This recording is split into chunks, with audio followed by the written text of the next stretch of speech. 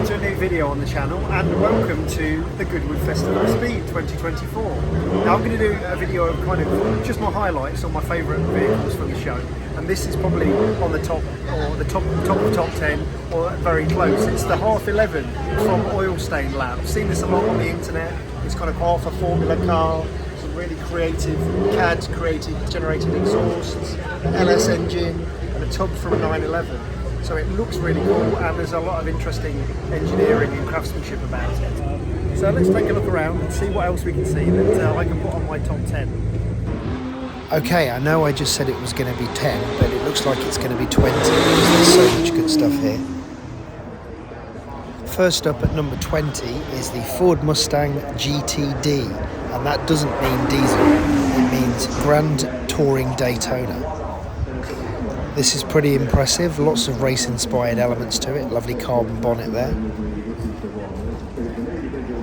Swelled arches at the back, and a bit of a wing.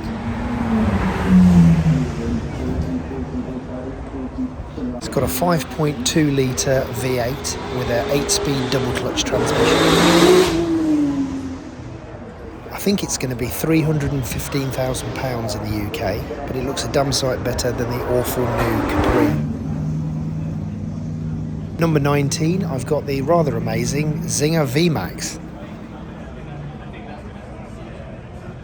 One of the many things that makes this special is that it's actually got a tandem seating arrangement, which is pretty unique in a supercar.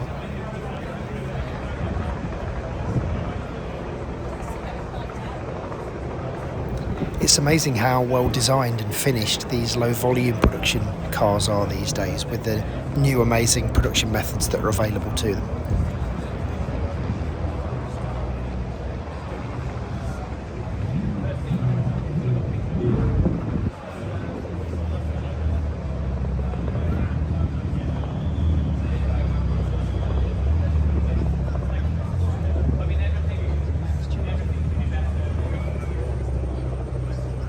Some of the CAD work on this suspension is amazing, how it's using a process where it can use the minimum amount of material for the stresses involved. And this has actually got the caliper as part of the suspension.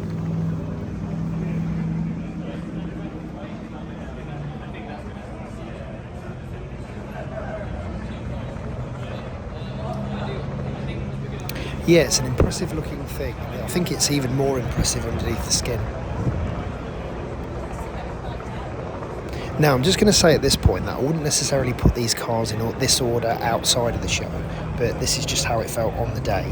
So, at 19, we've got the Wang U9, which goes higher up than the Zinga because it's fairly new to the party, this is.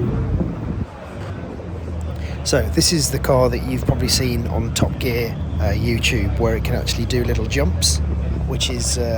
I don't know whether that is impressive or not, but the rest of it's pretty impressive. Nicely good quality interior with some interesting finishes. Feels pretty solidly put together as well, and it's impressive in terms of its overall stance and looks. Some really nice supercar vibes all over the car. This is a sort of swan neck on the back there. Nice lighting bar. Don't know what that means, but we're going to have to get used to that. Even got impressive luggage space for a supercar. Or I should say hypercar, because this is going to promise hypercar performance for $233,000. At number 17 we have the CSF 911, which they probably hate me for saying it, but it's in the vein of a Singer. It's got a 3.6 993 ceramic coated case engine in it. One of its claims to fame is that it's got 466 brake horsepower, which it claims is 36 horsepower more than the 4-litre Gunter Works engine, which is pretty impressive. And it's got lots of lovely details, just look at those exhausts.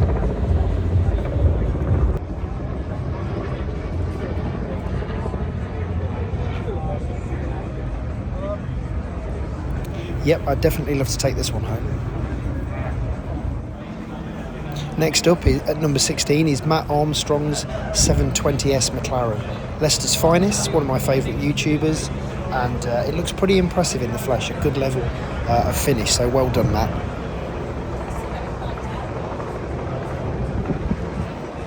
Okay, at number 15, it's not new, but it is awesome, the Porsche 918. This one's straight out of the Porsche Museum, and it's really always nice to see these in the flesh. You don't get to see them very often.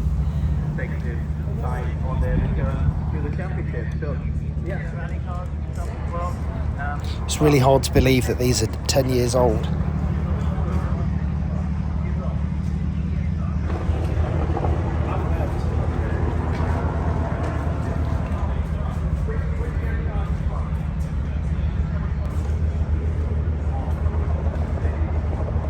Next up, at number 14, is a lovely Lamborghini Miura P400S from 1970 in this amazing orange. Looks great here on the lawn in the sunshine. So who would put a Porsche Macan above Lamborghini Miura? Well, me. At number 13, we've got the new Macan, and I've done that because it's new to the show, so it's going to have the most impact with the most people. So it's all electric this time, and it's showing off a styling cues that we'll recognise from the Porsche Taycan. It looks fresh in the flesh, I think. Certainly a new interesting style, but it's definitely from the family of Taycan, because you can sort of see at the front it looks like a Taycan with it sort of stretched upwards slightly. Not sure that it's working 100% for me at the moment, but I'll get used to it. The interior's got some lovely updates as well, some nice details. The black badge on the steering wheel seems to be on a few cars here, which is quite interesting. Double screen on the dashboard, which I first saw in the Cayenne. This is a nice sort of floating centre console. I quite like that detail. And new seats as well. Still getting used to the whole idea of a turbo on an electric car, but people have said a lot about that already. Quite a nice, neat charging port as well. Those familiar kind of chunky black sills from the Macan that we've seen before, and it looks like there's a bit of increased leg space in the back, which is welcome. So if you photoshopped a Taycan from the front and stretched it up by about 30%, this is probably what it would look like.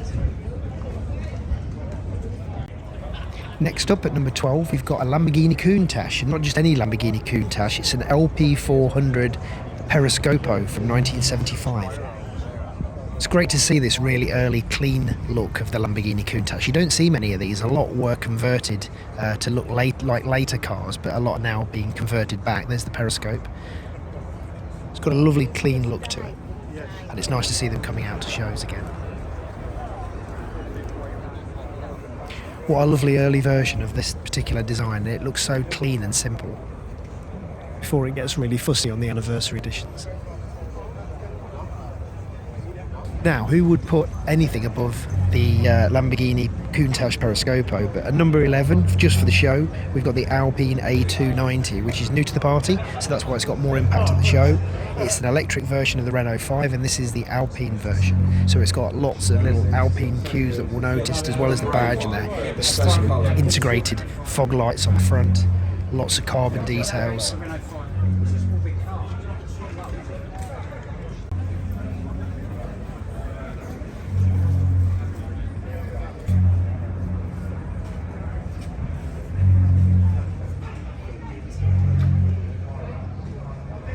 It's got a lovely stance to it, which is quite reminiscent of the Renault 5 Turbo, certainly with those rear haunches. And I think that's what it's supposed to evoke.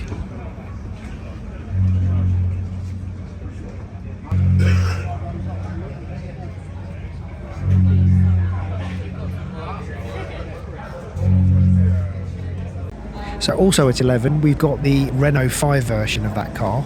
So the more mainstream version, but it doesn't look mainstream at all. I think in some ways I actually prefer this version because it's got a few more retro things going on. I do like this interior, and that rolled fabric stitched dash is particularly reminiscent and quite nostalgic of the Renault 5. These seats are as well.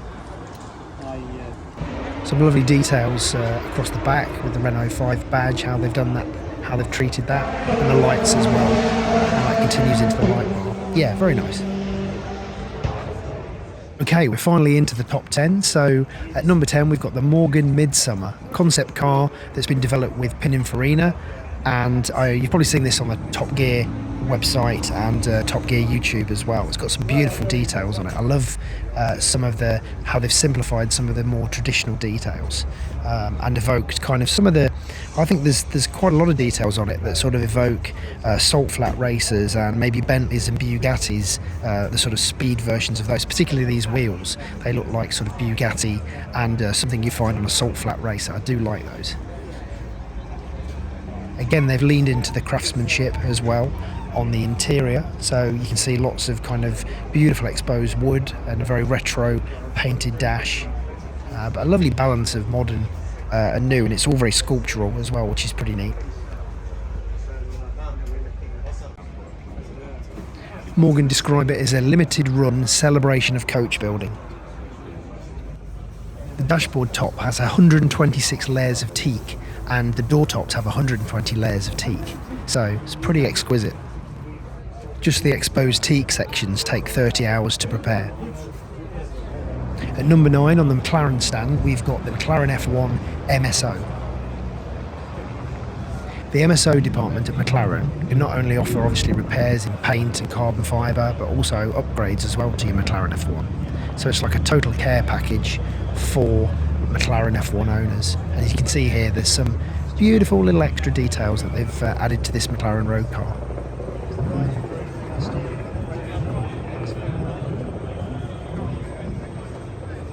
Yeah, the F1 is still mine and most people's favourite.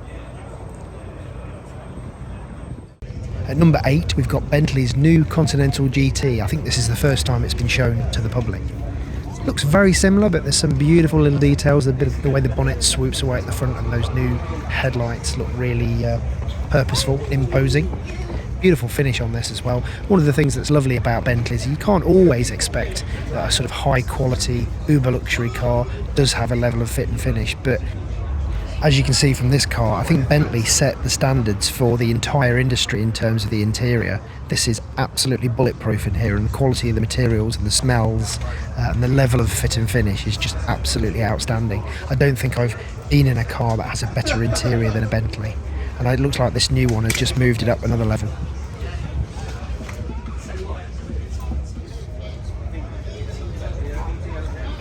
Even the crease line in this rear wing just looks like something you wouldn't have been able to achieve a few years ago. Yes, very nice. Definitely on the Christmas list. They do start from £236,000 though. Next up is at number 7, the Zinga 911 Turbo. Now we did see this last year, but it's worth adding in anyway because it's so amazing. There's another video, I'll put a link in the description and a link above here that just shows a bit more detail on that one. At number 6, we've got the new Lotus EMA. So this is fairly new. We've seen it launched in a few places. I think it was launched in Holland, and also you can see them at the showroom in London.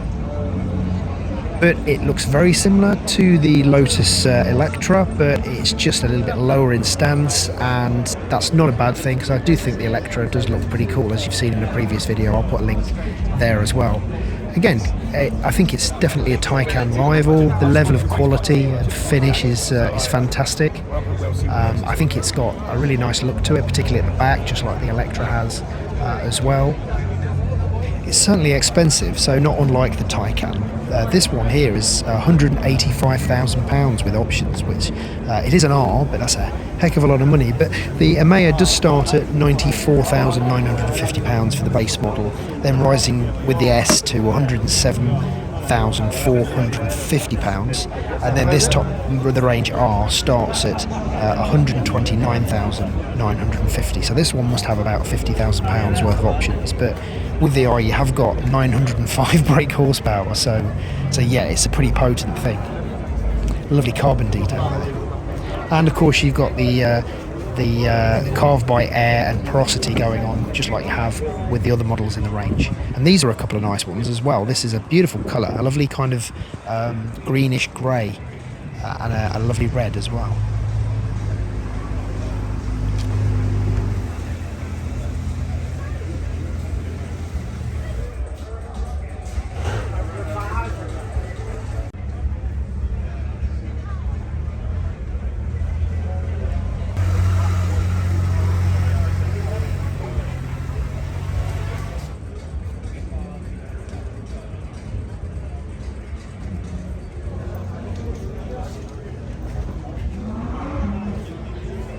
stand was a bit more low-key than last year, but it was certainly busy, and they do have some amazing product.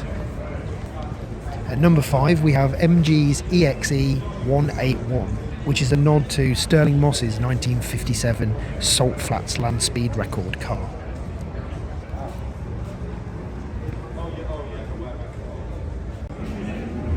This has got a beautiful sculptural overall shape, and not only that, it's got some absolutely fantastic details, so well done to the MG team.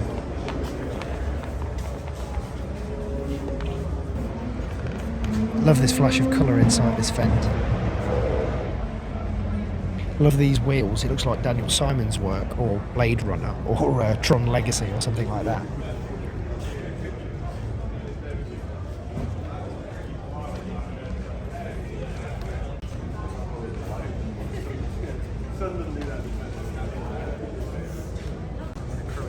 I hope they got a big box of microfiber cloths, because I don't fancy putting scratches in that. There's a lot of dust around here.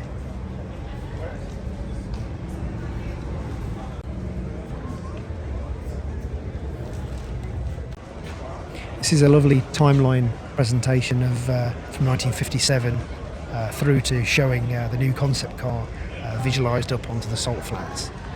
Yeah, it's this kind of alternate history, alternate timeline type stuff that I love, that we saw, or we do see a lot from Daniel Simon, and also with the oil stain half 11. Yeah, pretty impressed with us.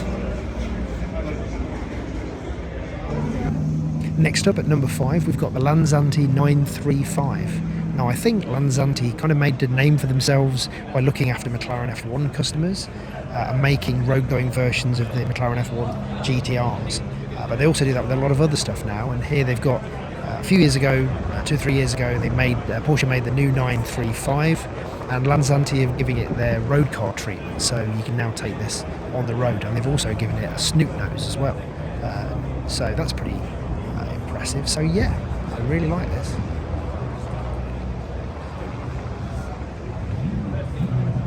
I like the way they've incorporated these lights into the bonnet as well, because obviously we can't have pop-ups now.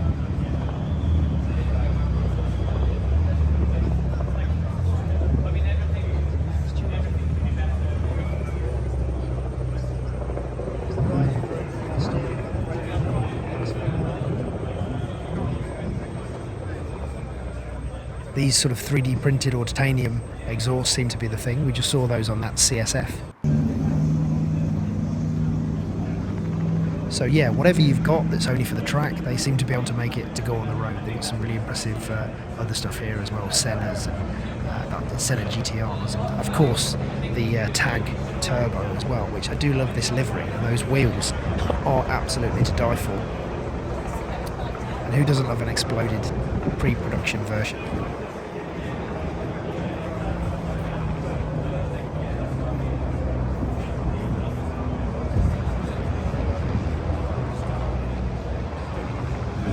At number 3, we've got the concept from BMW called the Vision Class.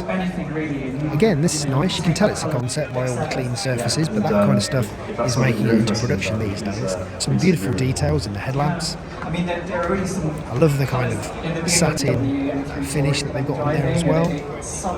The interior's got some kind of impressive Margot and Jerry corduroy going on it, so we've got some sort of flashes of this futuristic 70s type vibe going on with the chrome mirror as well. And around the back, I think it's got some echoes of the sort of early 80s Passats about it, certainly in the lights. What do you think? Let me know in the comments. Yeah, slight whiff of Passat. I love the way the body is all sort of one piece and sculpts all the way down to the bottom with the diffuser sitting over the top. I think that's a very nice kind of avant-garde style to it. Very sculptural.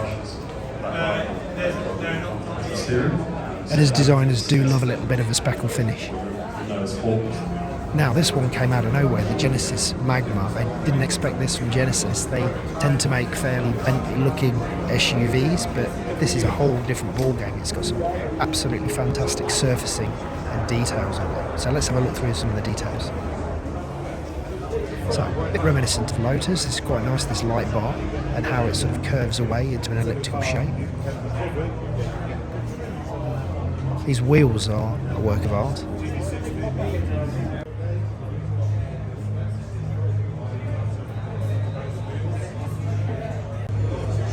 This is a lovely detail, how the lighting from the front reappears at the back leading edge of the wing and goes into the door. Like how you can see the tyres through the wheel arches there.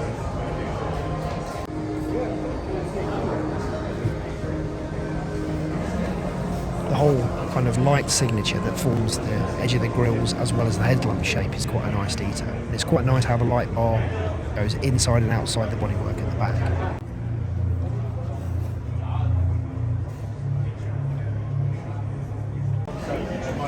It's got a sculptural 60s, 70s vibe, quite Datamosa.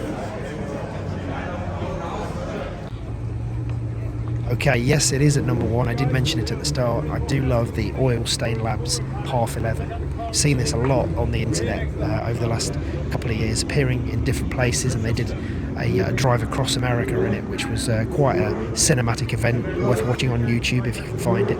But these are two brothers who were industrial designers like me. They started out as industrial designers and then moved into automotive design, and just had the idea that they wanted to take the basic kind of chassis from an air-cooled 911 and graft it together with the back end of a Formula car, and then put an LS engine in it, and then also do some amazing CAD to get the flow of the exhausts sounding interesting, and obviously getting the exhaust gases flowing right, but it just looks like a work of art. I love the kind of nod in the colour scheme they've got it in at the moment to the Marlboro colours of the Formula 1 McLaren type stuff from Ayrton Senna. But check out the stuff they do on their Instagram as well, where they Photoshop it into historical racing events.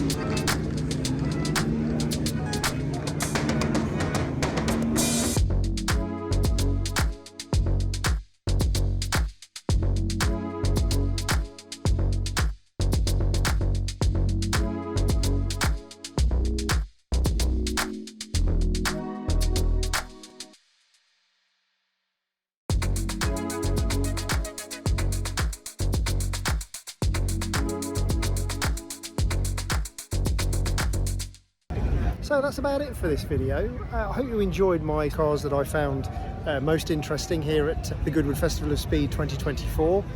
Everything from new releases from Lotus and Bentley to some concept cars from Genesis, so quite a mix of stuff. But anyway, I hope you enjoyed it. So thanks very much for watching. Please like and subscribe if you get the chance, and hit the notification bell as it lets you know when I produce new videos. Plenty more videos to come, so thanks for watching and bye for now.